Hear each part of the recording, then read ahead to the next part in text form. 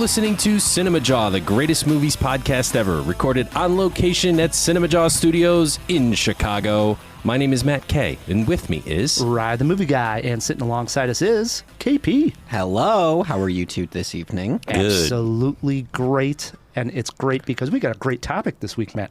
Yeah, we do. We do. Top 5 male performances of 2023. And let me just give a quick tip to the Jawheads. Don't Google that. Or if you do, make sure Safe Search is turned on. Jawhead should know this was going to be our subject this week because we already did the ladies last week. When we had Katie on, we did our top 5 favorite female performances. Now it's time to look at the best male performances. Is this officially our last wrap-up 2023? It is. Okay. You know what? Good. I mean, I'm excited for this episode, but I'm also excited for 2024. I agree. Yeah. I agree. Joining us this week to give his top 5 favorite male performances as well is Leo Brady, a movie guy. Yeah. Can't wait to talk to Leo. A lot of good things happening over at A Movie Guy. He gets big interviews now. He's going down to Fantastic Fest. All kinds of stuff going on. He has a podcast about heist movies.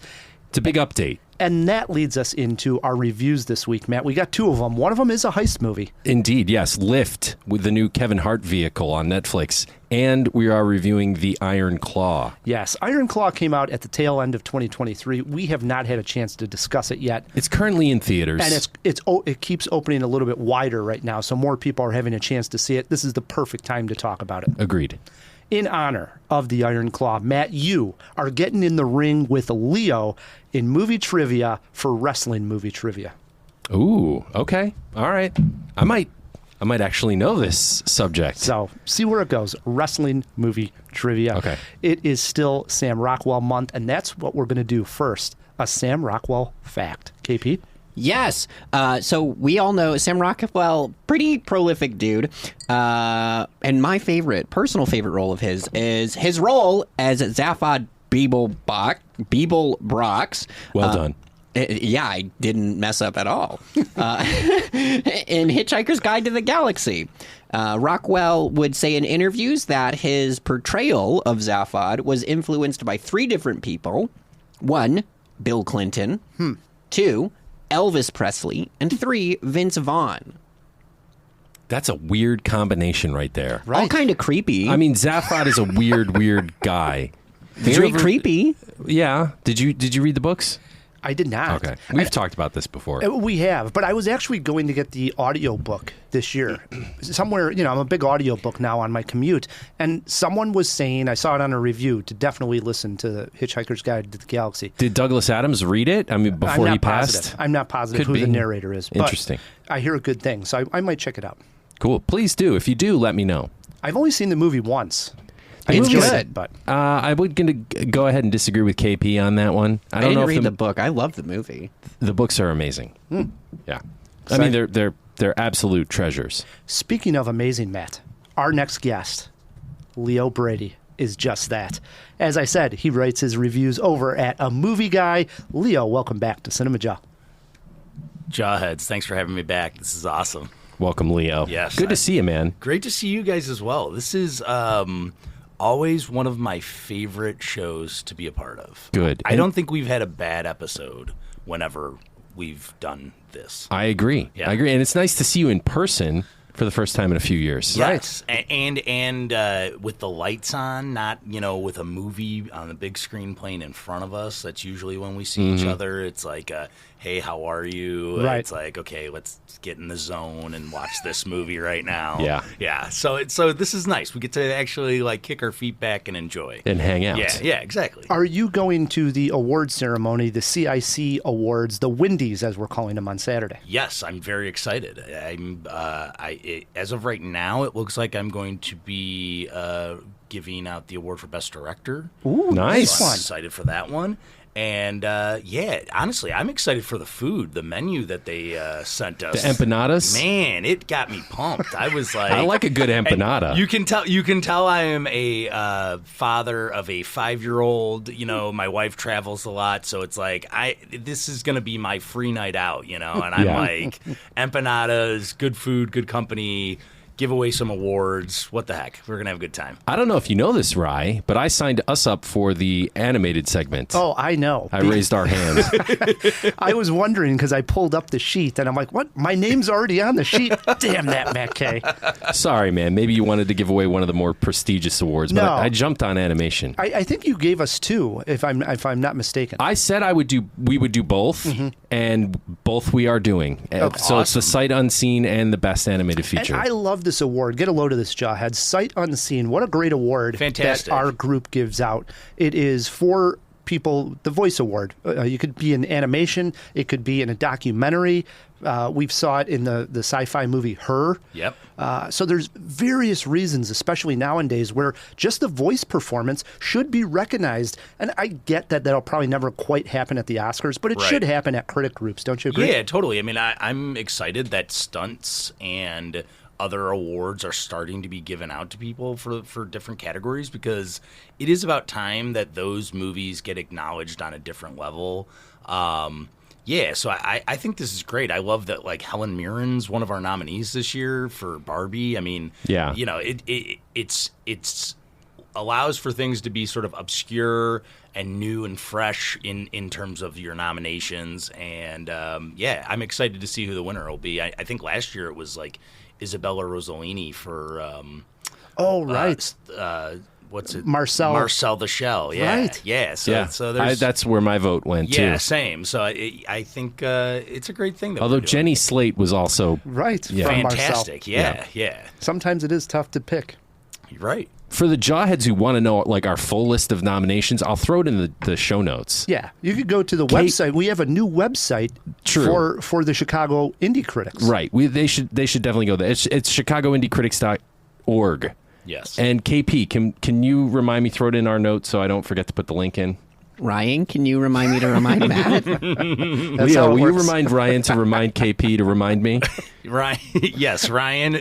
Remind Matt later. got it. Yeah, All right. okay. We got it. I'll just set a reminder on my phone to remind Leo to remind Ryan to remind KP. So I was mentioning that you go down to Fantastic Fest, correct? Yes. So where is that? Down in Austin? Yeah, down in Austin. It's by far become one of my favorite festivals. Austin has become my second home for me for movies and for film festivals. I go to South by Southwest every year. I go to Fantastic Fest, and that's really the hub. I still haven't got. I know everybody at this point is getting out for Sundance and excited for that. And I desperately want to go to like Telluride or Toronto at some point. I know you go every year, Ryan. But yeah, that Fantastic Fest is awesome. It's genre films, it's horror, it's action, it's obscure movies, obscure documentaries, things of that nature. And I have been 2 years in a row, and I have not been disappointed yet. It lives up to the name. Yes. Yeah. I'm excited because I follow you on the socials and such, and I see it, and I'm like, man, maybe I should go down to this damn Fantastic Fest. 100%. I It's mean, really cool. Well, and one thing too, which is, I don't know, you can say it's a good and a bad thing, is that it's becoming extremely popular. So it's like getting your seat and making sure that you're able to watch films there as a film critic. It's really, I think there's going to be so many more film critics there year after year the more popular that it gets. Do they have like celebrities, like people? I mean, Yeah. I know it's more obscure film, but Yeah, they do though. They usually have, the movie of the year last year was Terrifier. Naturally, Terrifier 2. Yeah. Yeah, Right. and they had the whole cast and crew there for that. was Art the Clown dressed as Art the Clown? No, Or- he okay. was not. He was not. But he was there, and it was David Thornton, I think is his name. He was shocking to see him without the makeup on. And I think I'd still be afraid. yeah. I mean, it's wild how popular he's become just from this character, and more power to him, man. It's like He's all over Spencer's gifts. Oh you know? yeah, it's awesome, and I think like movies like that deserve that type of attention. This past Fantastic Fest, one of the movies that I think Matt you might love was the new version of Toxic Avenger with Peter Wait. Dinklage. What? Yes. How did this slip under my radar? And this one's not coming out, I believe, until this year in 2024. I think it's when it gets its full Is release. Lloyd Kaufman directing? No, it's Macon Blair, who's a director that, he's done movies like Blue Ruin, and Right. he actually had a small part in Oppenheimer. But he is, Macon Blair's become a really cool director. He's in Green Room. Yeah, Green Room. Yeah. So he's directed a lot of indie films. He knows his stuff, and Toxic Avenger's a lot of fun. Like it lives up to sort of taking. You saw it already. I saw it already. Yeah. Oh wow. It lives and up. It lives up to it. Yeah, like Dinklage, yeah, and it's like, wait, is he Toxie? Correct. But how could he be? Because Toxie becomes like this giant hulking creature. Yeah, correct. I mean, you have to see it. They create this like new, fresh backstory to who the character that he plays. It removes the sort of obscure, outdated sort of way that it treats women and slurs, things of that nature. Right? Removes all of that a little bit. Still has some of it. Still has a lot it's of still that. pushing the envelope. Still pushing the envelope. Still has a lot of like the oddity part to it all, where actors are. There is a performance from Elijah Wood in this movie that is very strange. Man, am I freaking intrigued. Yeah. Can't wait.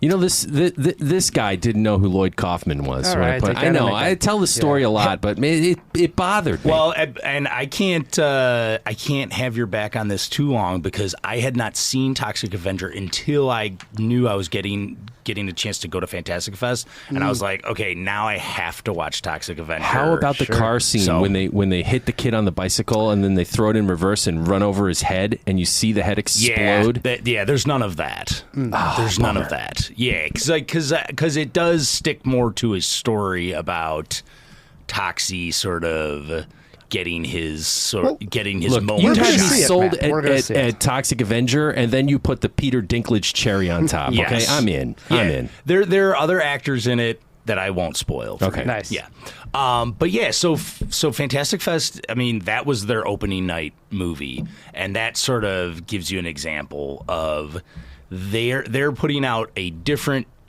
type of film festival than what some might view as a typical stuffy award ceremony, award season festival. And that's what attracts me to it. Yeah, totally. Yeah, you would fit right in there. Nice. Yeah. And the other thing going on over at A Movie Guy, as I mentioned, is the interviews that you're doing. I saw you just posted one with the director of A Teacher's Lounge, which was a wonderful film I caught at the Chicago International. Very high on Tallarico's list. Mm-hmm. Yes, I was a huge fan of it. I had it just outside my top 10. It was like number 12. And number 11 was actually The Iron Claw, which we're talking about today. But Ilker Chacek is the name of the director. Love that film. At the end of the year, though, for MovieGuy.com, we finished with Pierce Brosnan. Holy crap, wow. And Dermot Mulroney. Both of them were great. And then Ilker was the first interview for 2024 for us. And then my second interview is Ian McShane, and everybody knows him from the John Wick movies. Yeah, sure. Yeah. So the interviews have been rolling in, and I am just always grateful for anybody I'm able to talk to. But I've just been kind of getting blessed with a lot more opportunities, and I'm certainly going to take them. So awesome. Yeah, that is cool. Yeah. Since this is a recap episode, our last, as you said, of recapping 2023, we are going to let Leo give us his top 10. We did this last week with Katie. 10 through 1. Start us at number 10. Number 10. I think I'm probably the only film critic in the United States that would have this movie at number 10. It's Ridley Scott's Napoleon. Oh, yeah. Everybody knows, who follows me knows I am a huge Ridley Scott fan. So Napoleon was right up my alley in terms of action sequences. I loved just the look of it, the sort of tone of it. It's a little long, but it's silly, and yet I had some fun. Yeah, it's a bit bombastic in a lot of ways. Yeah, and for me, I think I watch Ridley Scott movies differently than a lot of people these days. I just find a lot of those themes that he has about flawed men and people acting childish and how they get into positions of power even though they don't deserve it. And I just love Napoleon. I can't wait to watch it again, and I can't wait for the 4-hour director's cut. Oh my goodness! Yeah. Oh my goodness! Yes. Number 9 was Robot Dreams. Did you guys see this movie? I love this movie. Okay. Oh my yeah. God. I caught it after I did my top 10, unfortunately. But I don't know if it would have cracked my top 10. But what a picture. Yeah, I was on the Driving It Home with Patty Vasquez radio station was when I revealed my top 10 of the year, and that was the one movie that when I was telling everybody about it, they were like, "Oh wow, like that one I'm gonna write down and I'm gonna make sure I remember it." Amazing animated film. It's not gonna, I hope it gets nominated for Best Animated Feature. It's gonna be slim. It's gonna be, such a stacked category. really such is. a stacked It really category is. this year. Yeah, and I don't think it gets in, unfortunately. I don't either. But it's this beautiful film about a dog who finds a companion of a robot, and it's sort of about how friendship and companionship can come in the strangest of forms. It's really a beautiful film, and it has no dialogue. Yeah, it's a silent film. It's a silent film. It's like Cool. no dialogue. So Can watch it on mute. Yeah, very beautiful. Number 8 was John Wick Chapter 4. I saw that at South by Southwest this year Respect, for the yeah. premiere of that, and it was amazing. The sound on that film is fantastic. Number 7 is Sofia Coppola's Priscilla. Huge fan of this one. Okay. Yeah, so I think that movie washed the awful taste out of my mouth of Elvis, of Baz Luhrmann's Elvis. It seems You to really go like that one way. or the other. Yes, I agree. Yeah, I agree. yeah. And I love Sofia Coppola and her themes and the costume design and all that stuff that she does is fantastic. Number 6 was Eileen. Okay, I liked this one more than Ryan. Yeah, that was one that I did see at Fantastic Fest.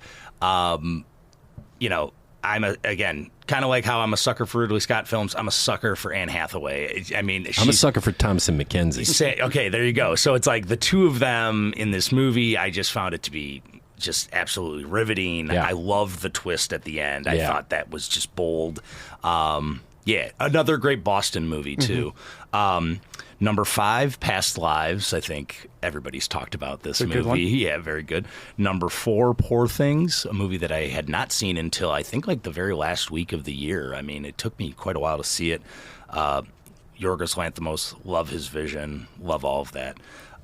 Number 3, Killers of the Flower Moon, Martin Scorsese. And number 2, which Katie talked about last week, Origin. I Still way haven't up on seen your it. list as well. yeah, yeah, and I am over the moon on this one. Did you see it yet, Ryan? I did. Okay, yeah, it's such an amazing film because yes, it's about this best-selling book. It's about the author's life, but it's also she weaves in so many stories into the author's story, weaves in almost like documentary style stuff into it, and makes a cohesive, long form narrative. David Duvernay's amazing. Yeah, she's not getting enough props. Yeah, and in general, honestly, and I think you guys both talked about it on last week's episode, that there was still time, and it seems like It's the picking Academy, people are getting it to pick up steam. Angelina Jolie did a live screening with Anjanae Ellis. So Nice, there's a lot of sort of push coming as it should. It is a beautiful film. It is a film that is, as Katie said, it is important. It is riveting, and I think it makes you look at the world differently. Makes you look at governments differently. It's a very powerful story. Oh, wow. All right. Yeah. And then number 1, I am Mr. Basic on this one. My number 1 of the year was Oppenheimer. Yes. It's okay. Yeah. I mean, it was the best film. It really was. I mean, it did everything that I wanted a movie to do. It reminded me of films like JFK and reminded me of just those old school adult movies about people talking in rooms, 12 Angry Yeah. Men, things Right. of that nature. I think it's going to stand the test of time. I do too. And honestly, when I did my rankings for Christopher Nolan's best movies, his top 5, I think Oppenheimer's number 1. I think Christopher Nolan really knocked it out of the park with this one, and it's the first time he's stepped away from whether it's war films or superheroes. Yeah, so I think this was a massive leap for him, especially of narrative storytelling. Like, I don't understand folks who have said it's boring because I just find the dialogue to be just enthralling. I liked it too. Yeah. It's a hell of a lot better than Dunkirk. That's for sure. There you go. They're all great. They're all great. not Good all great. list, though, Leo. Yeah, Good thank list. you. Yeah. For the jawheads that want to read your reviews, see your interviews, where should we send them online? Yeah, definitely. always go to amovieguy.com. That's the place to go. I've got a great website design. I know the guy who did it. I also can be found on Twitter. I still call it Twitter, at Leo's a Movie Guy. And then everything else, Facebook and Instagram, is both a Movie Guy. And then, as I've said, as you said, Ryan, before, I also have a podcast myself, which is called Scene Stealers. And we do an episode every 2 weeks, and it's about heist movies. And we just did our 50th episode. So, nice. Yeah, Congrats. so they can check us out there at Scene Stealers. Perfect. Yeah. We're going to be talking heists. Yeah, this is great. Yep. But first, Ryan, The Iron Claw, the latest film from Sean Durkin, who also gave us Martha, Marcy, May, Marlene. The Iron Claw tells the story of the Von Erich family, their careers in the wrestling ring, and the dynamics and tragedies behind the scenes that gave rise to the popular notion that the family was cursed. Zac Efron, plus 40 pounds of beef, Jeremy the Bear, Willy Wonka, Alan White, and Lily Overbite James star in this gripping, emotional sports biodrama. How's that for a genre? But does this film fill out the tights or jump off the top ropes and miss? Ryan and I sat down in the theater seats, our signature move, to find out. Ever since I was a child, people said my family was cursed. Mom tried to protect us with God. Pop tried to protect us with wrestling. He said if we were the toughest, the strongest, nothing could ever hurt us. I believed him. We all did. The movie opens with Kevin Von Erich, played by Efron, describing the family curse. We see right away the bond that the four brothers of the Von Erich family have together. Their love is wholesome and pure and even survives the competitive nature instilled by their borderline abusive father, Jack. The heartbreaking Von Erich curse forms the central theme, and it's a nice backdrop to the family's journey. I say nice, but maybe that's not the right word. The film masterfully clotheslines the challenges faced by each brother, from David's promising wrestling debut to Kerry's prosthetic foot and Mike's tragic fate. All of these personal tragedies fall squarely on the massive shoulders of Kevin, who takes the punches of life, or should I say suplexes onto the cement floor, and keeps on getting up. The pace is nice and brisk, or at least felt that way to me. Zac Efron gets the credit here for his portrayal of Kevin Von Erich, capturing the essence of a determined wrestler grappling with the weight of family expectations. Lily James also shines as Pam, providing a compassionate anchor to the Von Erich brothers. Jeremy Allen White's charismatic and sad performance adds depth to the story, but I was wondering the whole time why he wasn't cast as Wonka, given his uncanny resemblance to Gene Wilder. I really thought it was Gene Wilder wrestling a couple of scenes. Cinematography is beautiful, captures the adrenaline-pumping moments in the ring and the quieter moments of the family dynamics. However, despite the commendable performances and engaging visuals, the Iron Claw falls short in the character development. The 2-hour runtime, while filled with intense moments, leaves some characters feeling underexplored.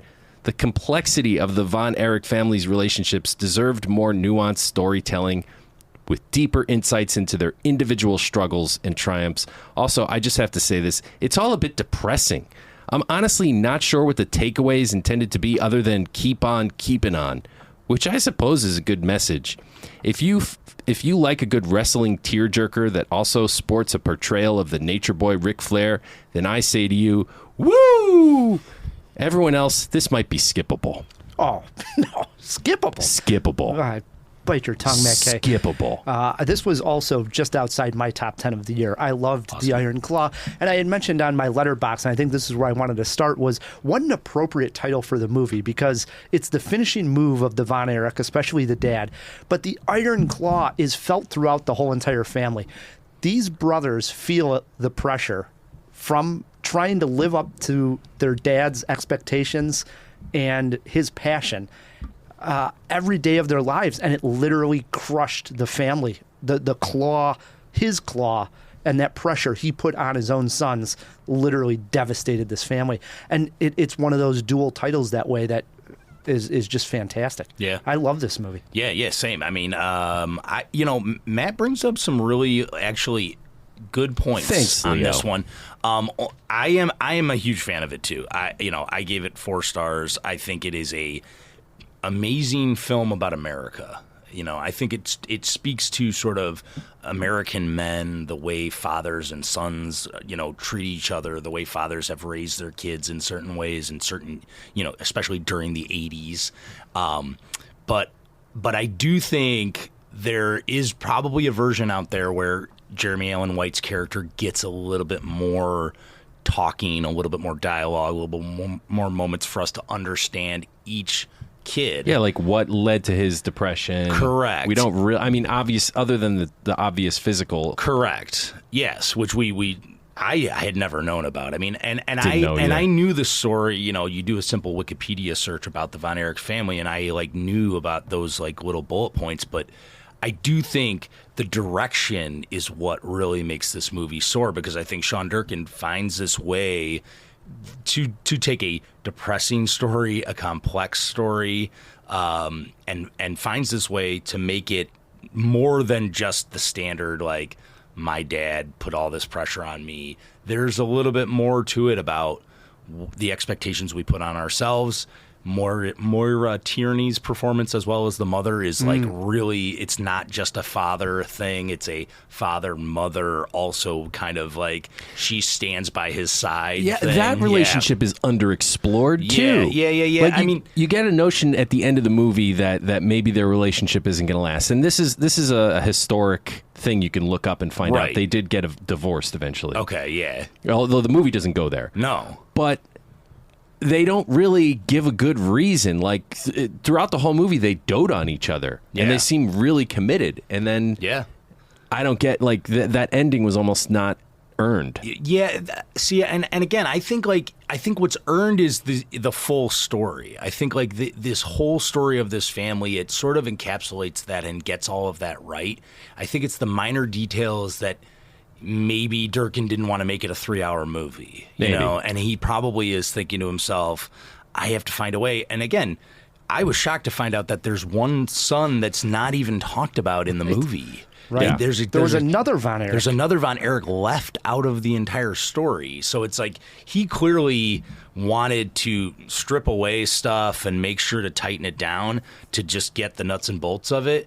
I think it's certainly authentic. I love Zac Efron's look, Same here. His performance. It's all good. And let's talk about the wrestling for a second here, because I like the fact that they made this decision not to necessarily come out and talk about is wrestling phony. That's not even really on the table. Right. It's presented in a way. Really? No. Lily James comes right out and says it. Well, I know in that, but what I'm saying is the father figure when he's trying to get them into wrestling. Throughout the time, he's always talking about you need to be more accomplished, and then you're going to get your title shot. The whole movie isn't about oh well, it's scripted and it's whatnot. It's hey, we're going to treat this like it is a sport, and they clearly did throughout. I like that. Yeah. That just totally fell flat for me. It is a sport, whether or not it's scripted.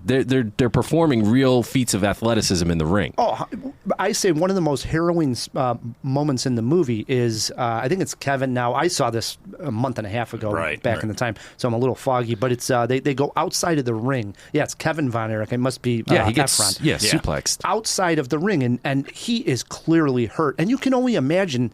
This must happen all the time to these guys. Right. Yes, it's supposed to be fake. It's scripted. He's supposed to get back in the ring. The guy is winded. He's hurt bad out there. Right. And now he's trying to get back up into the ring and, quote unquote, go along with the show. And it's Jesus, Mary and Joseph, these guys are beating their bodies up severely. It's scary. Some of this, there's a lot of improv in it. They'll have a few things worked out ahead of time, but then whatever happens.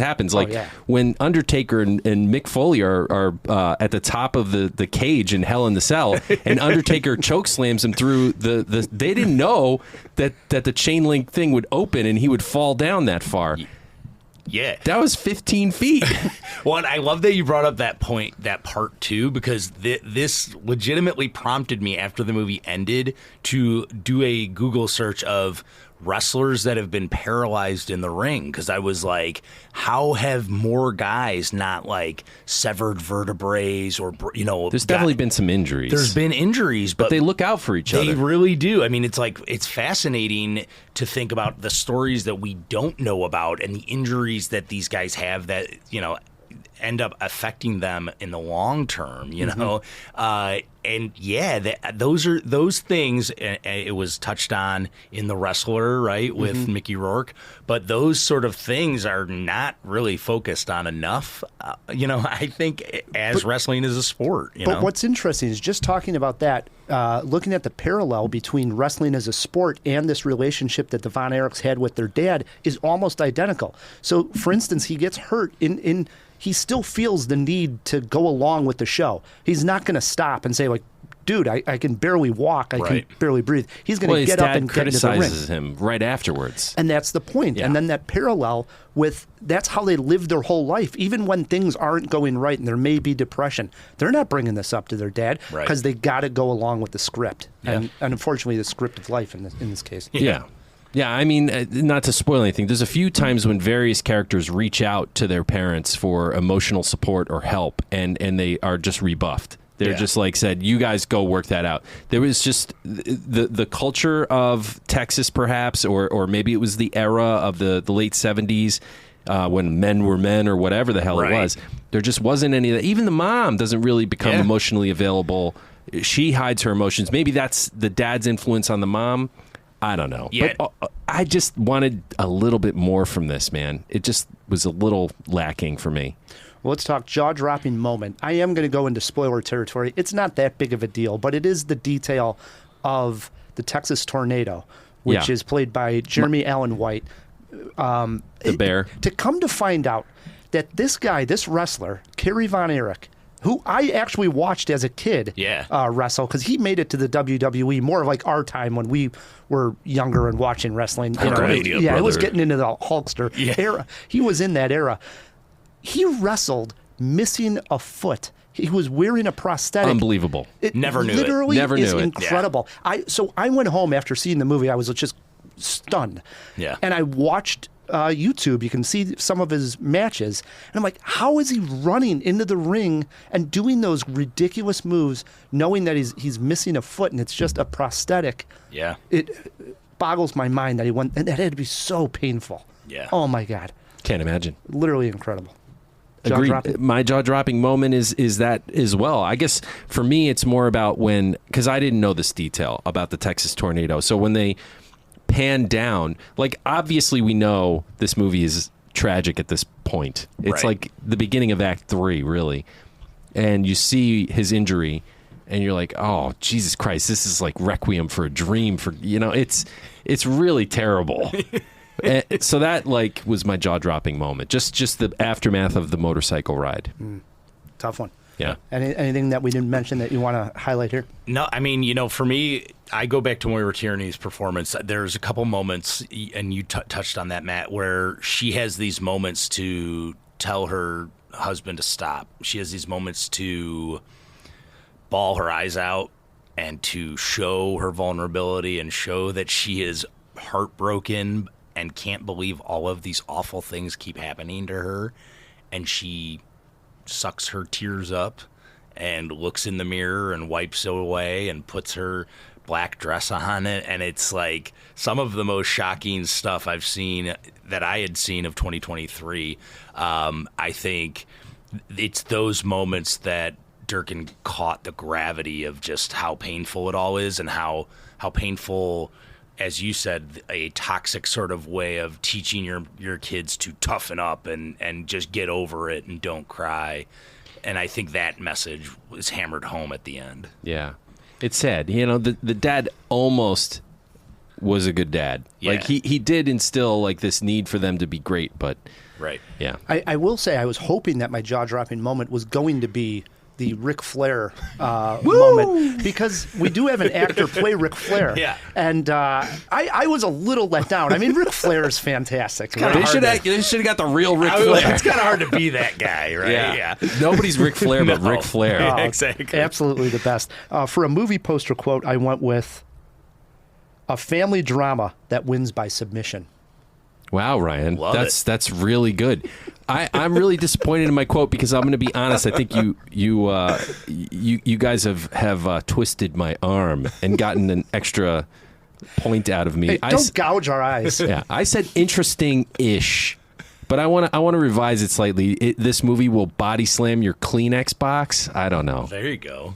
I like that. There. Yeah, I like that. That's right on the fly. We're on a 4-jaw scale. Are you at 4 jaws? Yeah, I think I'm at 4 jaws. I'm at 3.5 jaws, so I'm All up right. there high too. Matt, I had written down here 2.5, but I'm going to bump it up to 3. this conversation helped. It helped. It Love did. it. Yeah, I was a little angry at how sad it made me. Maybe Right. that's it. You know. Yeah. The Iron Claw is playing in theaters. Jawheads, check it out. Or if you already have seen it, let us know what you think. Shoot us a tweet. We're at Cinemajaw, or our email is feedback@cinemajaw.com. A lot of great performances inside the Iron Claw. Let's see if any of those make our top 5 favorite male performances of 2023. Leo, you're kicking us off with your number 5. Wow, number 5, best male performance of 2023. I think this is one that maybe it could have been my number 1 because the more I think about it, the more I love it. But my number 5 is Ryan Gosling in Barbie. I mean, Absolutely. I think it's a tough role. Like I listened to some interviews with Greta Gerwig, and the more I think about it, it's like, how do you prepare for that role? How do you prepare to be Ken, right? He's just a plastic doll with no personality. You don't know who he is. And yet Ryan Gosling brought this character to life with such great, like, deadpan, straight humor. You know, he plays it so honestly that you can't help but laugh at it. It's one of, I think, the best performances of the year. I agree. I think he's got a shot at winning the Oscar. It probably will go to Robert Downey Jr. Yeah. But I think there's an outside shot that Yeah. Gosling wins for playing Ken, Yeah. which would be I mean, he Very brought strange. he brought the character to life. I never thought I would laugh so hard at somebody being a Ken doll, and there it is. I mean, Yeah. Oh, yeah. No arguments from Yeah. me, no. man. I love them as well. Yeah, the movie's great. He's Ken enough. He's Knuff. It's Yeah. enough. Yes. At number 5, so there's some casting decisions that when you hear them, you say, "I'm in, sold, take my money." Like, for instance, Peter Dinklage as the Toxic Avenger. Right. I don't need to know any more about that movie. Such was the case when I heard that Nicolas Cage was cast as Dracula.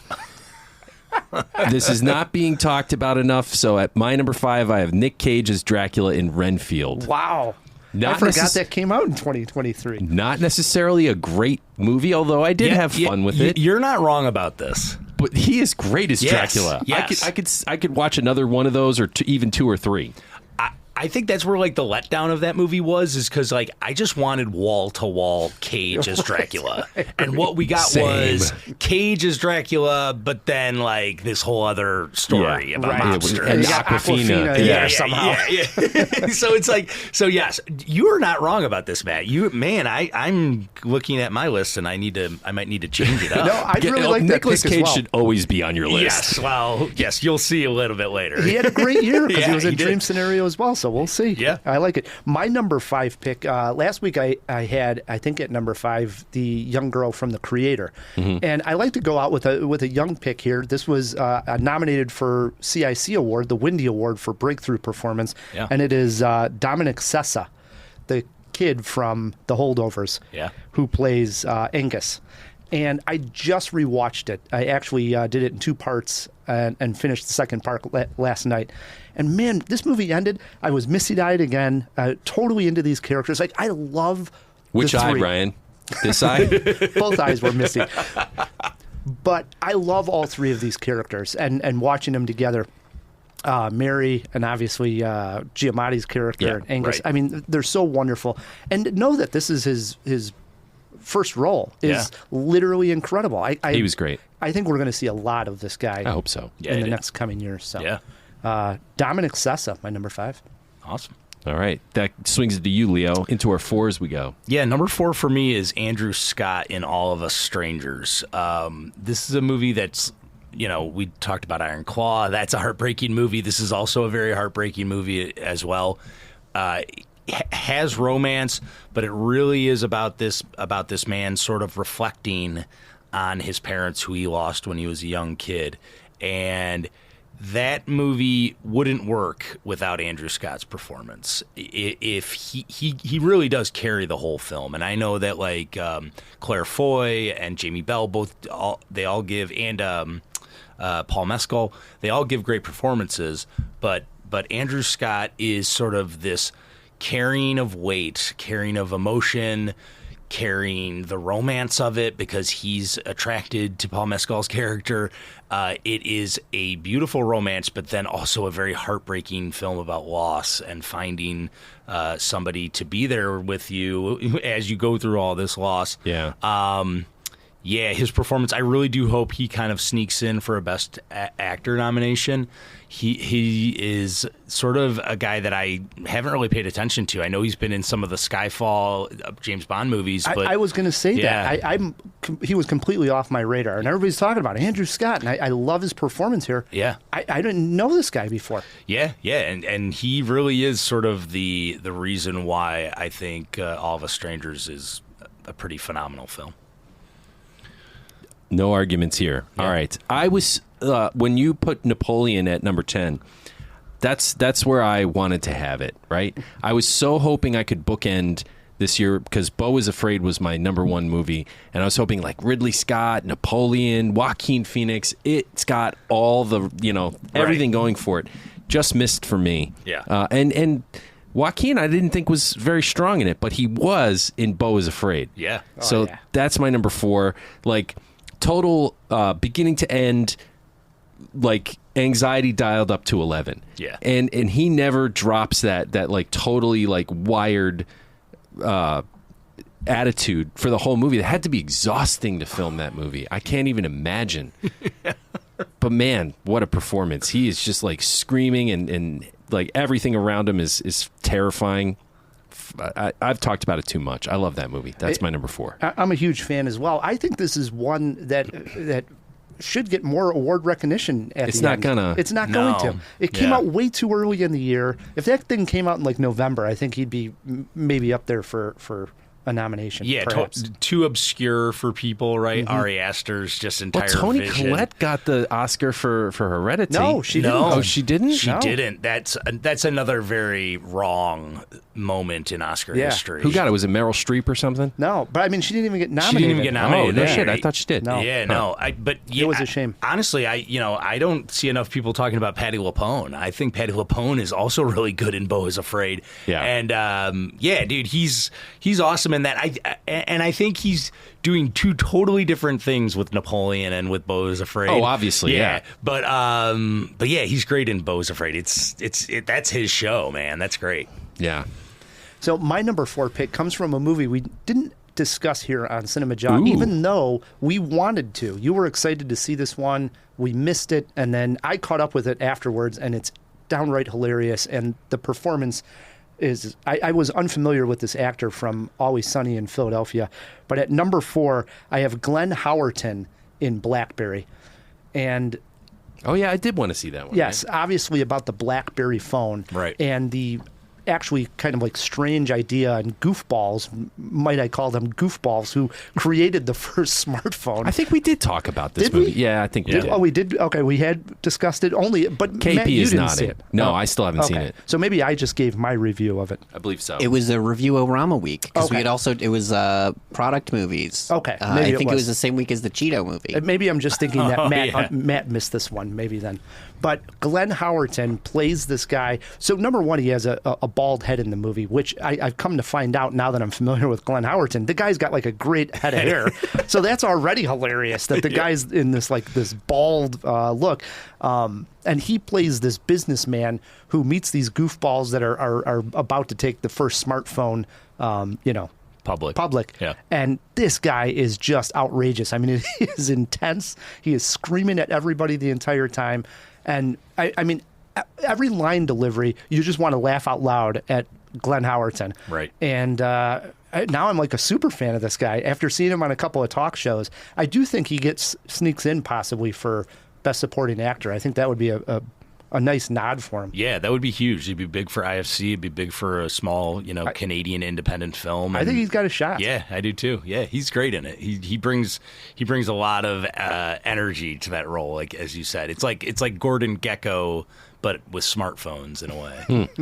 It's so good. If you haven't seen Blackberry, well worth a spin. Yeah. All right. Into our threes. Number 3, we're going back to our guy. My number 3 is Nicolas Cage in Dream Scenario. Nice. I mean, He's the best. he's the greatest. He is the greatest. What I always say about Nicolas Cage is, when you're walking into the movie theater that you're getting something. You don't know what you're getting, but it's going to be something. It might be bombastic and over the top. It might be a little subdued and strange, but that is why Nicolas Cage is one of the best actors today. And I think his work in Dream Scenario, I really wish he would be getting, I wanted him to get an award for Pig. I wanted him to get an award for this because he's playing it differently than what he's not doing Charlie Kaufman in Adaptation. He's not doing what he did in Pig. He is really being this sort of lonely loser of a professor who's really brilliant at what he does, and then all of a sudden he is thrusted into everybody's lives, what he does not want. And Cage just plays it so manic at times, but yet, timid and afraid of just what's happening to him, but still trying to exist. And I just think he is perfect for that role. He plays it perfectly, and it was one of my favorite performances of the year. I still have yet to catch up with Dream Scenario, dude. It's sitting got on my the mantle screener, at I was gonna home. say. Yeah. I got to just pop it in the PS5 tonight. It's, Yes. I mean, it's it's so Nick enjoyable. Cage. Yeah. You'll love this one. Oh yeah. So the threes, this is I feel like where you take the turn in a top 5 and you start to get serious, Is that when you take the turn? That's where I take the turn. So I'm going with my first serious pick here, and I want to highlight Ice Cube in Teenage Mutant Ninja Turtles Mutant Mayhem. Sight Wow. unseen. Sight unseen. Sight unseen. Yeah. Ice Cube did the voice performance of the year as Superfly. He got my vote on our awards, but he's not going to win the thing. This is like, I'm not, you guys are not wrong, but my pick would have been, out of that movie, is Jackie Chan. Oh, I didn't like it. I think he's so funny in it. I like my Splinter. I don't like where he took the character. Okay, I all yeah. Like, I don't want my Splinter in a I Love New York t-shirt. Like, the Master Splinter, to me, is kind of a no-nonsense guy. Yeah, he's noble. He's wise. Right. Yeah. Yoda. Yeah. Yoda, We don't need yeah. another turtle. We don't Right. need another knucklehead. He needs to be Interesting. the anchor. Anyway. Okay. But I did enjoy quite a bit what they did with the turtles. Yeah. And the villain, Fly Guy, or Superfly, wow. Yeah. Wow. When he comes in, when he starts talking, first of all, I thought it was Ice-T for a minute. He's doing Ice-T's voice in a certain way. He's kicking it back to the 80s and all that slang that when the turtles were hot, right? Yeah. Like it just worked on so many levels. My number 3 pick, Ice Cube. Wow. Yeah. Wow. I love it. That's a good one. Yeah. I love for that performance, like I said, Sight Unseen, that was my on the nomination. That got my 5 or my 1, whatever. It gives you the most Yeah, points. the Right. number. Yeah. Yeah, your first pick is 5 points. That Yeah. was Right. mine, just so you guys know. Ditto. Maybe you'll win. Yeah. My number 3 pick is an actor who appeared in 4 films. Maybe not all 4, now that I think about it. Might have to throw this in the fish tank. But I'm going with Ralph Fiennes in the Wes Anderson shorts. Obviously, he did the main one. He plays Roald Dahl. Yeah, he Yeah. plays Roald Dahl in what was the The Incredible Life of Henry Sugar. yes. Yes. And then there are 4 other or 3 other shorts that make Yeah. up all of the Roald Dahls. So I'm just blanketing over the other ones because I think his actual best one is the Rat Catcher. Yeah. That was my second favorite one out of these shorts. Yeah. So in not just playing Roald Dahl, in that one he plays this rat catcher that comes and has this weird bet where he's going to kill the rat without using his hands. My God, this is the Ralph Fiennes. I love this guy. I laughed so damn hard. I watched it twice back to back. It finished, and I watched it right away again. I very seldom ever do that, but I did it with the rat catcher. Hilarious. I think there's certain actors that fit the Wes Anderson world like a glove. They're just like, oh, he was made for it. And Ralph Fiennes 100% is that. We saw him the best in Grand Budapest Hotel. Yes. So glad to see him here in the shorts, and playing Roald Dahl was perfectly cast. With the little slippers, the chair, everything about him. Yeah. Perfect. The space heater. I want him. Yes, the space the heater. Space heater. And it would go off every once in a while. Fantastic. I want him in all of the Wes Anderson movies going forward. He's got to be a regular. Yeah. I mean, no doubt. I agree with that. Grand Budapest Hotel is my favorite Wes Anderson, so you're right on top of that one. That is my number 3. Into our 2s, this is where Leo takes his turn and things get serious. Yeah, I think my number 2 might be the more obscure one. I don't even know if this one has gotten a release. Maybe you guys can throw it into the fish bowl or fish tank, fish tank, and or remind me here. But it's Koji Yakusho's performance in Wim Wenders' Perfect Days. Were you able to see this movie? I have not seen it. Here we go. So this movie is it's very simple. So it takes place in Tokyo, and Koji Yakusho, he basically he's an older man who wakes up every day. He has his watch on his table and his fanny pack for all of his things to put away. Grabs it as he leaves out the door, and then he's got this truck where he goes around all of Tokyo cleaning public bathrooms. And it's like this. You're thinking that's his job. That's his job. Okay, and you're thinking like this guy. His job is like one of the what some might view as a low job, a job that you're cleaning. It's definitely a dirty job. It's a dirty job. Yeah, exactly. You're cleaning up after people, and yet he does it every day with a smile, and you basically are just sort of experiencing life with this guy as he goes through his days, cleaning these bathrooms, the people he sees, not interrupting people when they're trying to use the bathroom, taking care of it. Is this an animated film? No, okay. No, yeah. Live action. Midway through the film, his niece shows up at his place, and she sort of starts knocking him off course and changing his perfect days. And like you see, like how he is very consistent with his days. He grabs that watch, gets in the car, goes and cleans these bathrooms, comes back home, reads a book, goes to sleep. Does it all again in the morning, and it's like sounds great. Honestly, it's very repetitive. Right, exactly. I love it's that. like it's about the mundaneness and the repetitiveness of these perfect days, and Koji's performance is like absolutely beautiful. It's like he has this smile on his face, and he plays it just so perfectly. And when the niece sort of kind of starts changing his days, you get a little bit of insight into sort of his past and like people that have come and gone in his life and his broken relationships with his family. It's really a beautiful film. I highly recommend it. It's in the neon box that we got. Yeah. Okay. So pop it in and watch it. Wim Wender? Yeah, Wim Wenders. Yeah, the director of Paris, Texas. I don't know if you've ever seen that film. No, that's a great name though. That'd make a great band name, So that's the guy's real name? Yeah. Wow. All right, so that swings it around to me, I believe. And number 2, all right, from Killers of the Flower Moon, there's a lot of male performances to choose from, and 2 big ones, right?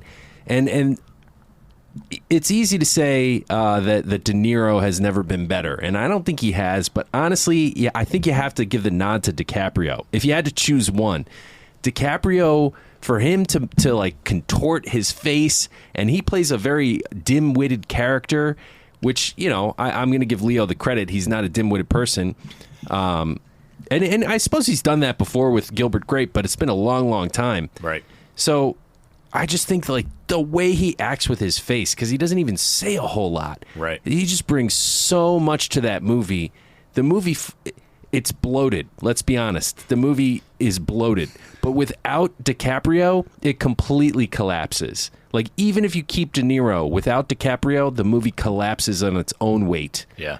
But he carries Killers of the Flower Moon across the finish line for me. What a great performance that was. I almost want to rewatch it just for DiCaprio's face. That's it. I mean, just the way it was almost like a sling blade. Yeah. Very much. That's a good analogy. Yeah. I mean, that's like Jim Carrey has that talent too, where he can contort his face without any prosthetics or makeup, just make himself look like a different person. And DiCaprio does it here. Brilliant performance. Yeah. He did have the fake teeth in, which helped him a little bit. But yeah, I agree with the face. And it looks like he put on weight for the role too, which is like always just dangerous in my opinion. It's like, I mean, I'm sure he had a lot of fun doing it, right? Like he eat ice cream and bad food, but I think De Niro's performance is actually even better. Do you think it edges it out a little bit? It's close, but you're so right about this, because the more DiCaprio does things like this, I think he's passed a Rubicon and gone into like, wow, his performances are so good and they're always good that we don't talk about them enough, you know. And that's why I love that you have him on your list, because it deserves credit, even if he gets credit every year, you know. That's what happened with Meryl Streep to a degree, right? Yeah. Everybody's like, oh, well, it's Meryl Streep. But actually, she didn't win all that many Oscars, because it's like everybody's just starting to be like, it's Meryl Streep, it's Meryl Streep. Yeah. Exactly. She still won more than most people, man. But it's Meryl Streep, you know? Yeah. My number 2 pick comes from my number 2 movie of the year, which was Poor Things. And it has 2 great male performances in the movie. But for my money, I'm going with Mark Ruffalo at number 2. You love this one. Oh, God, do I love Mark Ruffalo in this role. I do too, actually. I don't think he's ever been better. Bella. That's my favorite, yeah. And there's just some of the shots, like after they would have sex and they're laying in the bed, and, you know, he's sort of dare I say, a coxman, this guy, you know? And the way he would, like, jump up in bed and his mannerisms and everything about him, like, I couldn't stop laughing at everything that Mark Ruffalo was doing on screen.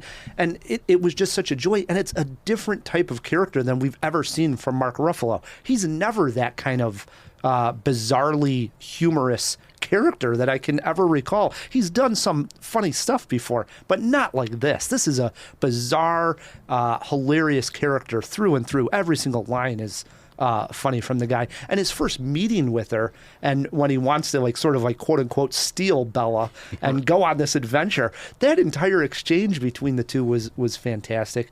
So for my money, as much as I do like Dafoe in this one as well, and he's getting a lot of recognition, he might steal Ruffalo's thunder. And unfortunately, humor a lot of times doesn't get the awards at the end of the year. Right. But damn it, if I didn't love everything that Mark Ruffalo did in Poor Things. I think he's, as much as I love Emma Stone in this as well, I give him just as much credit for, you know, everything's working in this movie the right way.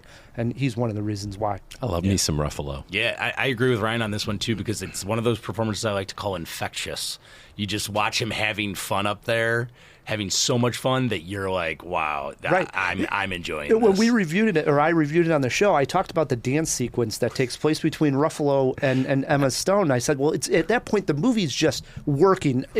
Everything's working, full gears going. Right. And what you're talking about, that infectiousness, is you're watching these two, both those performers, dance and have fun on screen. It's a total blast. You can't help but laugh and like almost like applaud and start almost doing like the polka, you know? You're just excited. Do you think Lanthimos has gone soft? No. No? No. Okay. I mean, there were people who were offended by this movie, right. that movie. There was just it's still lobster, though, right? No, it's not as obscure as Dogtooth and the Lobster, that's for sure. But like, too much sex, a lot of people are saying. Yeah, it's just, which is so ridiculous. I mean, it really is just all within the story. Is there ever too much sex? No. Honestly, these days there's never enough. Yeah. True story. Into our number ones we go. Leo, your favorite performance of 2023. Yeah, man. I mean, look, I'm giving it away. I gave it away with my number one movie of the year, but my number one performance has to go to Cillian Murphy as Oppenheimer. You know, the weight of the world on his shoulders to play this role, to play this character, to honestly do so much, both with his eyes, his facial features, you know, and the written word, all of that. He embodies the character. He takes on all that weight. You feel the stress with him. It's so... honestly, it's the type of performance you don't take your eyes off of. And I think that's why it's the best of the year. I mean, I think he could have totally botched that role. He could have totally bombed. He could have thought of doing some kind of accent or made one minor choice here and there. He's got absolute precision in this performance, and I think it's the best year. I do hope he wins the Oscar for best actor. Yeah, I'd say he's a shoo-in, but it's another one of those years, right? Yeah. But I agree with you wholeheartedly. Cillian Murphy I think he's one of the best, and he it's like a player who finally gets to step up to the plate, you know? Right. And he's shown a lot of potential, and this is it. And Murphy hit it, and he hit it out of the park. I agree. I think we've not given him the recognition through the years because he's in so many great movies, and he's a lot of times in smaller roles, good, and right? he's always good. Yeah. And now he's finally the star, and Right. this is his moment. Yeah. You know? And yeah. Is he going to continue, you think? At that high a level? Yeah. It's interesting. I still don't see him being like a leading wanting man. to be a leading Right. man all the time. I think he'll eventually, he'll probably do a couple more big ones, and then he'll sort of go back to a character Character. actor. Yeah, I mean, that's how I see it. He'll definitely have directors wanting to work with him. That's for sure. But Nolan's his guy, so maybe he'll keep I working loved with him him. in Danny Boyle's Sunshine. So good in that. So good in that. So good in that. I love him in that. Yeah. So Yeah. I mean, 28 Days Later, you go on that. Yeah. Yeah. Red Eye. All right. I'm going with Paul Giamatti Well, at number Jesus, I had my number one, and I put tie, Cillian Murphy, Paul Giamatti. What? So, 1. Wow. Wow. So I think this is the movie that's going to knock A Christmas Story off its roost as the Christmas movie we watch every year. I think it eventually will catch up. It may not be next year. It may Yeah. take a little time, 4 or 5 years down the line. This movie's not going away. It's going to be, mark my words, it's going to be a movie we revisit every year around the holidays. And Giamatti is the reason. I can get on board with that. Me too. Yeah, I mean, so you're saying Grumpy Cat Christmas doesn't have a shot to... No. No. No. Well, I was but that thinking- was pretty good. Yeah, it is good. I was thinking of the scene, having just watched it in The Holdovers, where, first he's very upset with Angus. He gives him at the Christmas party, and then Angus is upset. So the next morning he goes to buy a Christmas tree, and there's really none left. Right. It's like something out of The Simpsons, right? Yeah. He's almost like a Homer Simpson. Or Charlie Brown or something. Yeah. Yes. He gets Yeah. that little tree, and he's like so proud of that stupid little tree. And he's like, "You got to get up and see this tree." And they look at it, and they're like, "Doesn't have any ornaments." That's what they It's say. just all bare, yeah. Yeah, no. So funny. Honestly, I think that's a great pick. I mean, Paul Giamatti's always great, too. and- He's always great, but he's kind of like he's done a bit of a roller coaster. Now he's back up at the top. Right. So Well, and I think what he grasps in this role is sort of the sadness about his character. There's this you talk about him showing the Christmas tree. He's got this confidence on the outside, and yet when he has these moments, like when he kind of realizes that the woman that he's kind of interested has another significant other, his heart sinks. He's heartbroken, and you see it there briefly, but he kind of like I don't think he's heartbroken. puts the shell back on. I think he's mad at himself for allowing. Yeah, There's some of that, too. Yeah, there's that too. Yeah, He's. I think like this character has accepted his lot in life and exactly how pathetic he is. He knows it. Like the scene in the car when Angus tells him he smells, and then he explains exactly why he smells. I'm like, this guy just knows he's a piece of shit. Such a great character. yeah. I love him. Good pick. Yeah. That's a good one. And he sweats a lot too, the character. So at one point he grabs Mary's hand and she's like, "Oh my God." And he's like, "I'm sorry, my hands, they sweat a lot." He's Yeah. always got to explain things about him. My number one pick is just a tie, Cillian Murphy and Paul Giamatti. Love it. I'll start with my honorable mentions. And actually they've all been mentioned other than Lakeith Stanfield in Haunted Mansion. Really? Actually, dude, toyed with putting this on my list. Remember He was pretty damn good. We loved him in this, and we were like, man, what movie was he making? Because this was pretty much a crappy movie. We didn't like it as much. Right. And yet, like, but he's crying and like it was fantastic. His whole backstory. Yeah. He lost this, fiance wife, and so on and so forth. He didn't get the memo that this was just a Disney shitter. Yeah, whoa, dude, dial it back a little bit. Save that for the good movies, you know? A Disney movie with like product placement all over it too. Right. And the other one was Milo Grainer, who plays Daniel in Anatomy of a Fall. Oh yeah, the kid. Very good. And that was an excellent supporting role. Yes. And he plays a child who is blind and can't see. And also a lot with the eyes go on here in the courtroom. And he has this pivotal moment that he takes the stand and talks about this moment that he had with his dad taking his dog to the vet. And this is a key moment in the movie. And I think when you come out of seeing this film, this is really the scene that everybody's going to say, do you think he's telling the truth? Right. Or do you think he has, alternative ulterior motives? Yeah. And man, what a performance by this young kid. Yeah. And the dog, right? And the dog. I got a couple honorables. What about Adam Driver in 65? Huh? That's a joke. Okay. All right, I was going to say, what? Normally everybody would laugh at that, but with Matt Kay, you never know. There was Too much of a wild you card. did too good at that. There's a brief moment where I was like, okay. Yeah, it could be. No, Interesting. definitely not. Jamie Foxx in The Burial. This one I'm serious about. I thought he was great. He really was. It's perfect role for Jamie Foxx. Yeah. We mentioned Cillian Murphy, and obviously, and Cillian Murphy, and Conan O'Brien from the Treasure of Foggy Mountain.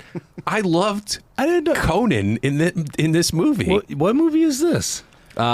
Please Don't Destroy the Legend. I haven't seen that. Yeah. I need to see it. It's funny. So good. It's really good. Okay. It really is. Yeah. On Peacock. Yeah, it's like adult Goonies with like gross out. It feels like a throwback to old school comedy. Yeah. It was great. Okay. And Conan. I love Conan. Yeah. Any honorables for you, Leo? For me, the one honorable that I did toy around, two of them, was Keanu Reeves, like doing a tie like you, was Keanu Reeves and Tom Cruise. And the reason why this one popped into my head was because I was walking up my stairs and my body was hurting.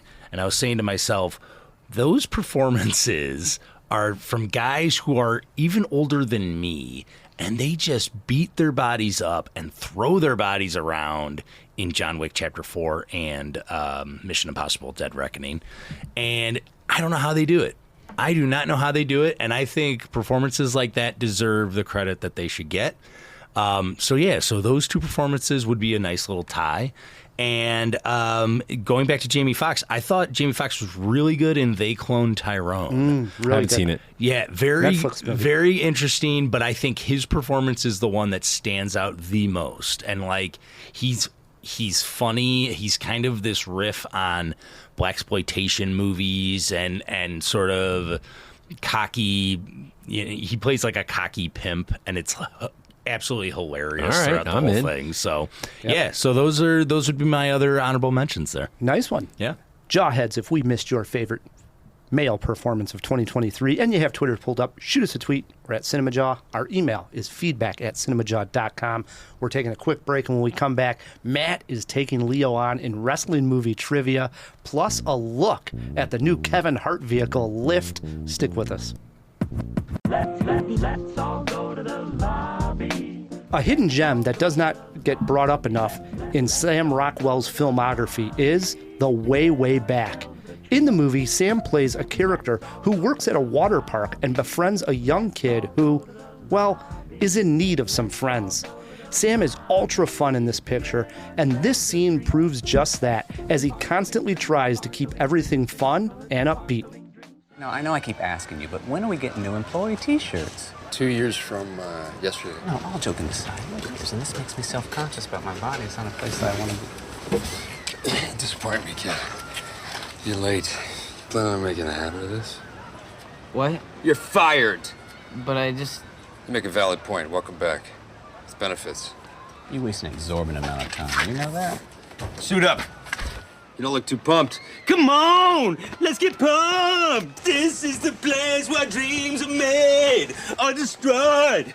Depends on how you feel about working at a water park. We have a situation over at Harpoon Lagoon. Is it a homicide? Yeah, it's a homicide. I knew this day would come. I'm gonna stay here in the booth no one comes to. Sparkling drinks, and all colored dandy, dandy, dandy, dandy. And we're back on Cinemajaw. We threw a couple 2-tree items into the fish tank, Ryan. We did. Why don't we open it up? Wait a moment! It's fish! Isn't it? DC! Wake up! Wake up! No, Pat, it's a giant glass bowl. Hey, get some fish folk. Who's coming with me besides Flipper? Here. That's a Sicilian message. It means Luca Brasi sleeps with the fishes. You're gonna need a bigger boat. Thank you. I apologize to everybody. Matthew lied to you. There was no tree, just two. Just two. But we did have two things that we threw in here. The first one, how many of the Wes Anderson Roald Dahl stories was Ray Fine in? And it was all four. Okay. It was all four. He had, obviously, the Roald Dahl performances, but then the Ratman and the Policeman. But he was in all of them. Nice. Awesome. Those are great. They are. Yeah, they are awesome. good. Big year for Wes, too. Yeah. Good Most for definitely. him. And then, when is Perfect Days being released? February 7th. Very, very soon. There you very, go. very soon. Like Yeah. a week and a half after this drops. Yeah. Wow. All right. We'll have to watch it out Yeah. of the Neon book and maybe get a review for the Jawheads. Maybe we should do that one. What are we Maybe. doing next week? Well, we get to talk. Okay. I think we're doing creatures, Okay. All aren't right. we? I like creatures. Off the top of my head, I don't know. I'll check our calendar. This is when we normally talk about this anyways. I know next week we were going to review Eight-Legged Freaks. Oh, right. As a have you ever seen it? Yeah. Right. I've never seen Eight-Legged Freaks with David Arquette, so I'm going to watch that for the first time. And our guest, I believe, I let Matt run with this, was supposed to be this animal guy, and we were going to do a video thing with like animals. I love it. Spiders and reptiles and such. Oh my god! Oh, So yeah. So like supposedly, like the Tonight Show. Remember when Yeah. Johnny would have on the animal handler and Jack Hanna. Yeah. You know, and something bad would happen to Johnny. It's like I'm Right. sure a spider's going to crawl on Ryan's head, and I'll have a snake wrapped around my neck, something like that. There you go. that's should what be we're fun. supposed to be doing next week. Am Yeah. I mistaken? No, you're not mistaken. I got to follow up on that one though. Okay. Yeah, we'll have to double I saw check, some 'cause emails going back and forth about, oh, can we get this reptile into the office? I'm like, oh, Jesus, what are we I know doing here? it's going to be really weird. I hope this is. It's I hope going to good. be gold. It should I be. think your numbers are going to be the highest they've ever been. We're an audio podcast. I know. At the end of the day, I mean, you guys bring a fish tank in every week anyways. So, like, It's true. you lug an aquarium around, what's the least they're going to do? The other review we're looking at is The Kitchen, which is co-directed by Daniel Kaluuya. And Okay. it just dropped on Netflix, so we might watch that one and get a review for the Jawheads as well. Okay, and maybe Sound good? Perfect Days. We'll see. Or, I mean, we got a little while for that one, so maybe in 2 weeks do Perfect, All perfect right. Days. So Cool. a lot We of got good stuff options. We got happening. options. That's what you do in January and February. Yeah. It really is. Yeah, You have- catch up. Yeah, and you have reptile people come in on the podcast.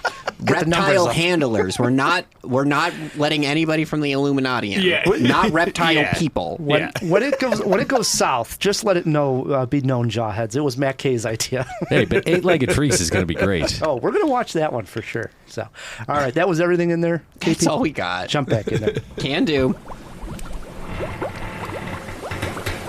Jawheads, we always like to joke that January is a bad month for new releases, and to prove our point, we're covering a Kevin Hart heist film. Lift dropped on Netflix last week, and Matt, Leo, and I took a look at it to confirm that this film should have been grounded before it even took off. This job, I don't know if it's possible. But if there's a way to do it, we find it. We need to intercept $500 million. But we're not taking the gold.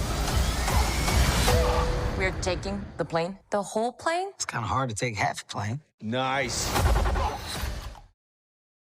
Lift is one of the more generic heist movies to come around in a long time. It is these kind of titles that give Netflix a bad name. It, like many on the service, just feel like content filler. In the film, Kevin Hart plays a master thief. Get that, a master thief who is wooed by his ex-girlfriend and the FBI to pull off an impossible heist with his international crew on a 777 passenger flight from London to Zurich. When I read the premise and said that we would review this on the Jaw, I was hoping for a different kind of film. I was thinking this was going to be much like the movie Tower Heist, which was Ben Stiller and Eddie Murphy and was a heist movie, but kind of comical, right?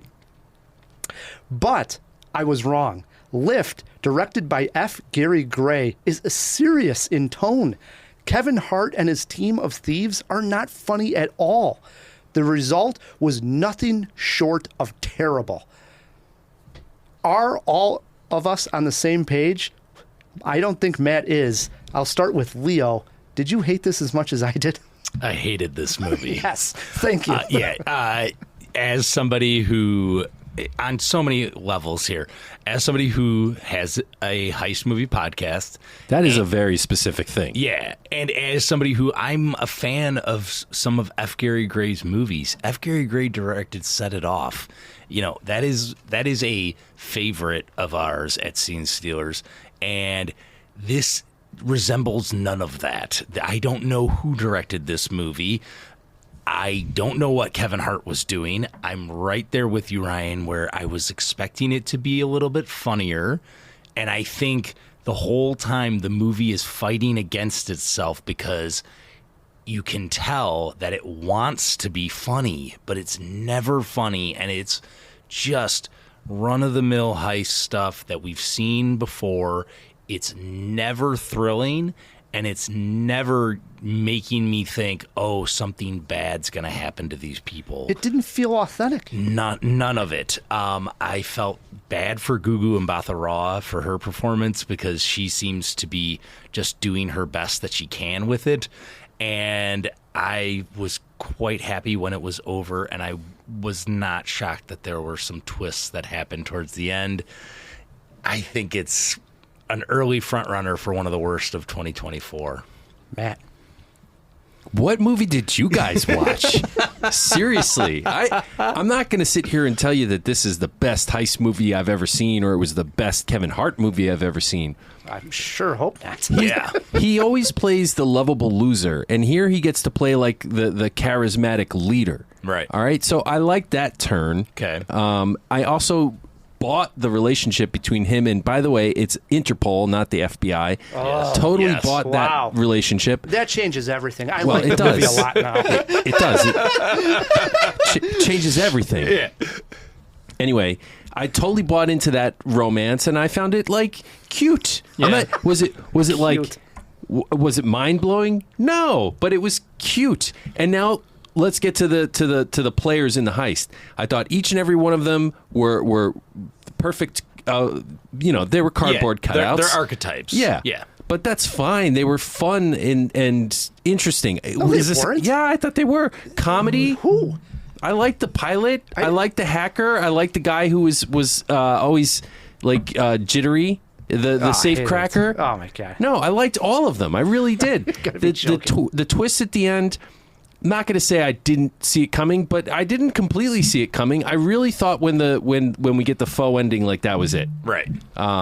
Maybe I'm a sucker. I don't know, but it tricked me. And Jean, what's his name? Jean Reno. Jean Reno. Yeah. Holy crap! It's Leon. I mean, yeah. Well, what was he? I mean, that was a big get for this movie Sure. to have him as it's quote unquote Kevin the villain. Hart.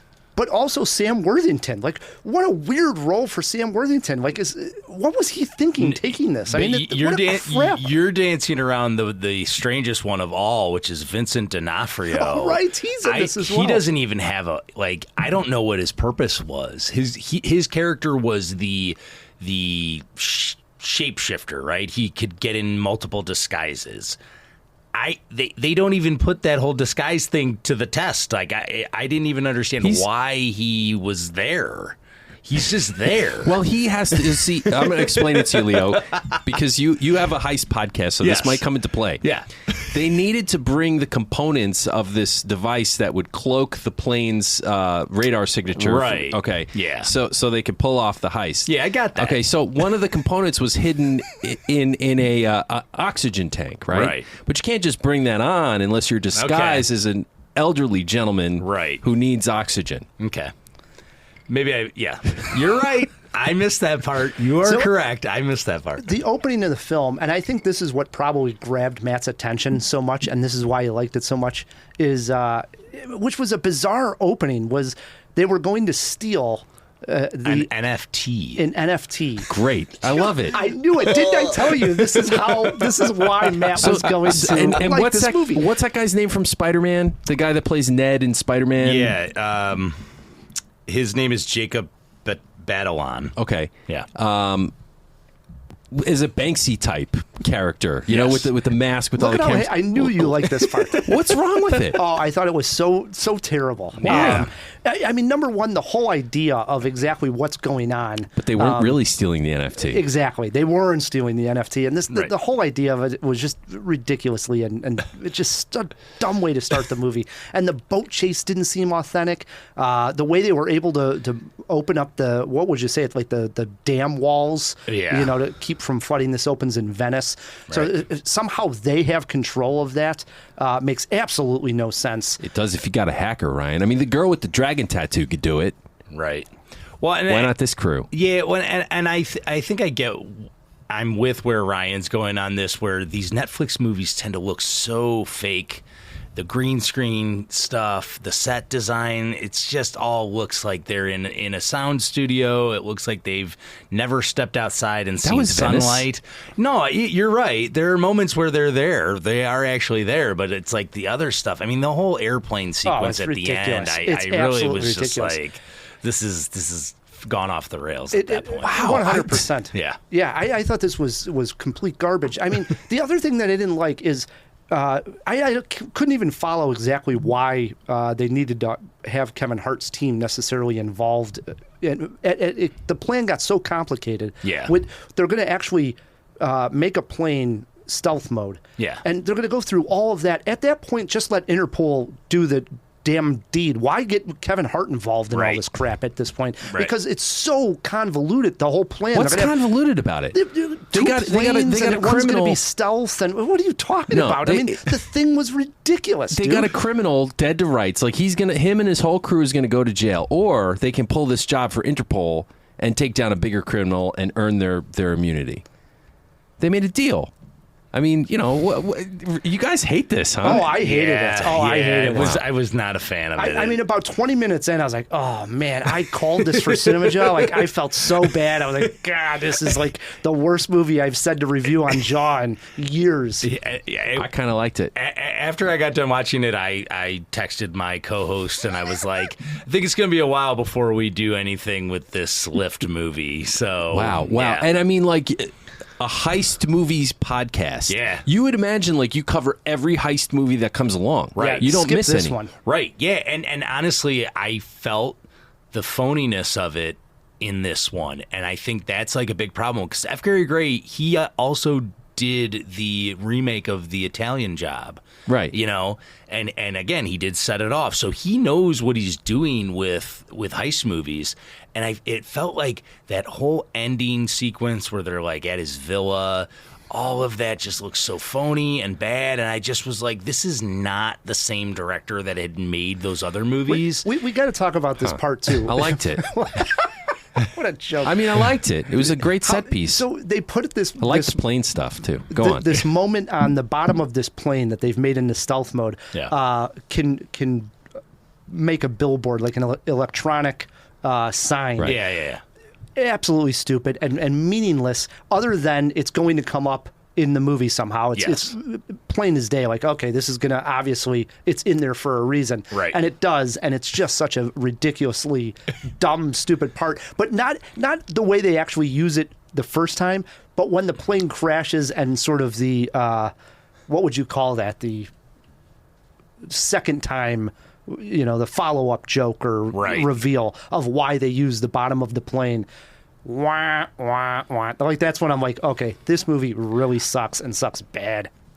I think it's an unplug your brain, sit down and enjoy a decent action heist comedy. That's kind of, I mean, again, that's Netflix's MO, unfortunately. Their MO is, and that's what our drives me content nuts. is our content is content. It's not cinema. Right? There's an argument. There's a conversation That could there. be a fair argument to make. Yeah. This was a January Kevin Hart movie. I guess I went in with the proper expectations and was a little pleasantly surprised by. I was like, you weren't put like it was. I found it off-putting how he was playing it all straight. I couldn't stand it. I couldn't stand it. Couldn't stand it. I liked it. I was playing it thinking to straight. myself, like, he was probably in the boardroom, and they were like, okay, so then we want you to, do your Kevin Hart stuff and be kind of funny here. He's like, no, I want to be an action star on this one. I want dead serious. I think he derailed it because he didn't want to do his funny Kevin Hart bit. Yeah. Do the funny Kevin Hart bit. You're do that Kevin thing. Hart. Do that thing you do. Yeah. No. That's why I'm watching the movie. I don't want to see Kevin Hart try to do a Mark Wahlberg heist film. You could have just thrown in any generic actor in the Kevin Hart role. He's not a good actor at all. So throw in anybody. Then why you have I'm it not be going to Kevin say Hart? he's a good actor. Lean into your talents, Kevin. That's all I'm saying. I think he deserves a shot at a somewhat more charming character. I'll give him credit for the effort. You know what I mean? It's like he is genuinely saying to himself, like, I want to step away from doing the constant goofy comedy thing where I'm picked on and not expected to be suave. What was the Dad movie last year? Yeah, he did that one too. And Me Time. And I actually thought that one was not bad. I liked that one. And this, I just didn't buy it. So my jaw-dropping moment is one to show where they went wrong and why the whole movie, I think it sums it up, is there's a scene where they got to get this box that's they're gonna put it near the cockpit of the plane, and that's gonna help like clone to the other plane for the FAA or whatever, who's ever watching the tower control. Right. They go in there and there's a problem. The box falls on the floor in the bathroom, and she needs help putting it together. And Kevin Hart goes in with this woman to put it back together, and somebody else wants to use the bathroom, and they do this like fake moment of having sex. Talk about a flat joke. I mean, it absolutely just went nowhere. That's what I'm talking about here. I thought it was going to be funny, and then when they finally did actually attempt humor, because there's not even much attempted here, it's absolutely dog crap. I mean, this like, what is this? That was awful. I mean, it was like so lame.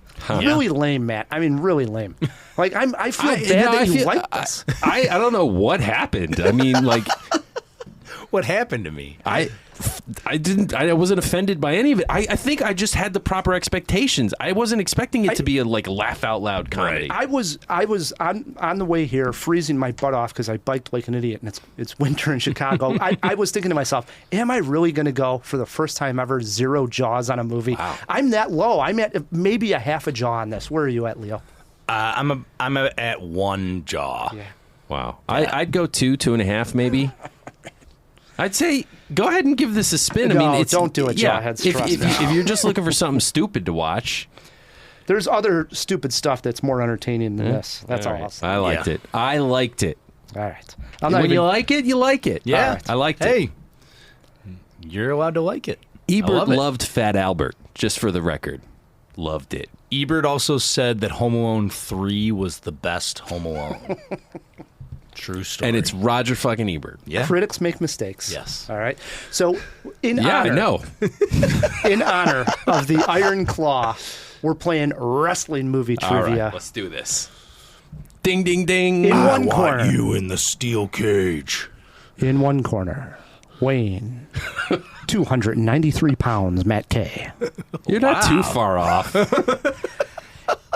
In the other corner, weighing 170 pounds. You're being really nice. Leo Brady from Parts Unknown. All right, here we go. You're our guest. You could choose if you want to go first or let Matt go first. They do start off easy. I'll go first. Question number 1 over to you, Leo. Jack Black made one wrestling movie in which he played a Mexican wrestler. Name it. Nacho Libre. I was gonna give you a bell, but I think more appropriate would be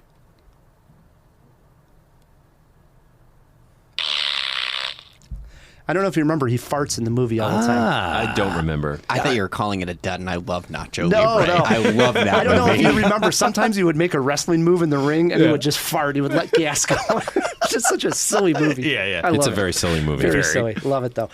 It is 1-0 Leo. Question 2 over to Matt K. All right. Matt, who played the wrestling coach John DuPont in Foxcatcher? Steve Carell. That is correct. We are tied at 1. Wow.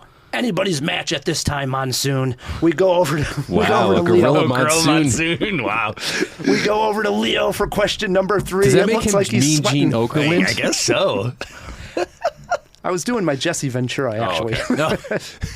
Question 3 over to Leo. Speaking of wrestling coaches, Paul Giamatti played one in this 2011 hidden gem of a wrestling movie. Name it.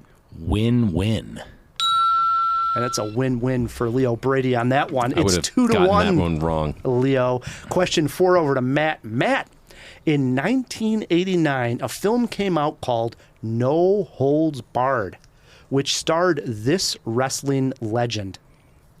That's the Hulkster, baby. Hulk Hogan. Yeah. That is correct. Yeah. Speaking, it's tied up. Hey, 2-2. I did my homework and took my vitamins every day. All right. Speaking of Hulk Hogan, question 5 over to Leo. What was his character's name in Rocky 3? Thunderlips. That is correct. Wow. That's a funny name. It is a great one. Thunderlips is correct for Hulk Hogan on that one. It is now 3-2 Leo. Question 5 over to Matt K. I'm sorry, question 6 over to Matt K. Matt, in 2019, Florence Pugh and Dwayne Johnson teamed up for this wrestling film. Really? Oh, yeah. Shit. It's something about family. Florence Pugh and Dwayne Johnson. He's just got a cameo. Yes, he's in a smaller role. It's mainly Florence Pugh's movie. Yes, you are correct. Is it My Wrestling Family? What? No, wait. Wrestling with My Family. Oh, man, I am close on this one. You are really close, but we do need an exact title. Leo, do you got it? I'm stumped on this one, too. Leo, I was like a half step away from this one. Family wrestling. What is it? It's like those Very two close. words are in it. Fighting with my family. Fighting with my family. Fighting with my family. I haven't seen it. So. Still 3-2. Question 7 back over to Leo. He can win it with a walk-off right here. Also in 2019, there was this wrestling movie, something to do with wrestling, that starred Shia LaBeouf, Dakota Johnson, and Thomas Hayden Church. Oh, that would be... Oh, my God. I think you've seen this one, possibly. I have. I think we reviewed it on the podcast. I'm pretty sure we did, yeah. Can you say the... 2019, Shia LaBeouf, Dakota Johnson, and Thomas Hayden Church. And it does have a wrestling theme to it.